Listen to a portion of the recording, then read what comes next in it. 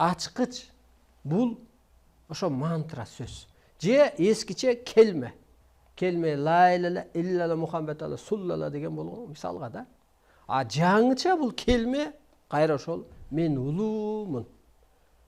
Ошо энергия сизге отурат дагы сиз ошону кыласыз. Мисалга мына мен улуумун. Мен азыр майда адам бир нерсе десе, мен ага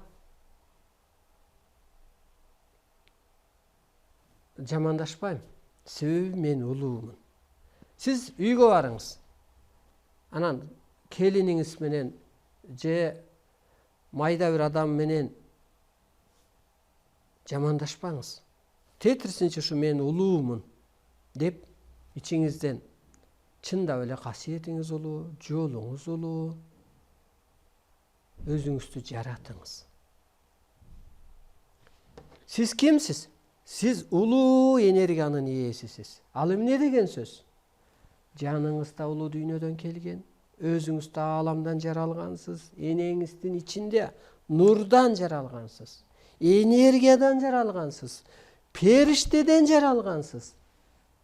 Энергия эмне өзү? Периште, арбай, кут, нур. Мына ошондуктан сиз улуу энергиянын ээсисиз. Буга далил. Мына аурасы бар эне эмне кылып коюп атат? Аурасы менен эле бата берип коюп атат. Аурасы бар ата улуулук аурасы менен эле балам деп туруп эле жаратып коюп атат. Сиз улуу энергиянын ээсисиз. Сиз ааламдык. Азыр мындайча айтканда кыргыз арбайдын, кудайдын ролун аткаруучу мезгил келди. Адамзатка тагдыр буйручу мезгил келди. Ошондуктан сиз кул эмессиз. Сиз пенде эмессиз. Сиз жесир жетим эмессиз. Мына кээ бир адам ойлоп атат. Мен жесирмин, эрим өлүп калды, менин колума эмне келет? Же бирөөлөр ойлоп атат, мен жалгызмын, жетим. Жок, сиздин жаныңыз кайдан келди? Улуу дүйнөдөн келди.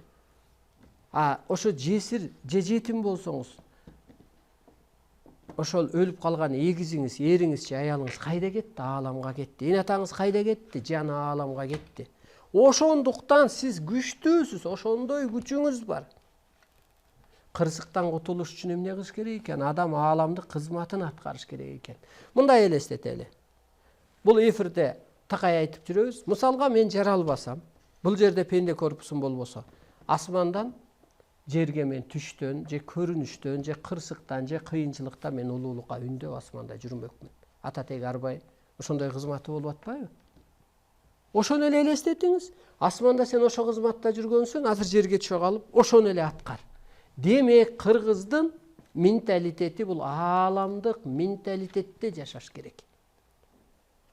Арбай калыс, периште таза, ал ушак айтпайт, ал кошаматчы эмес, мына көрдүңүзбү?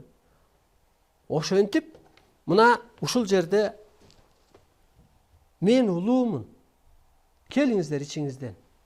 Жаратыңыздар өзүңүздү. Мен улуумун. Мен улуу энергиянын ээсимин. Жаратыңыздар өзүңүздү. Менин сыпатым жаратуучу периште. Мына, сенин сыпатың ким? Аял эмес, эркек эмес. Аял эркек жоюлуп атпайбы? Ал ак-кара жашоодо болгон.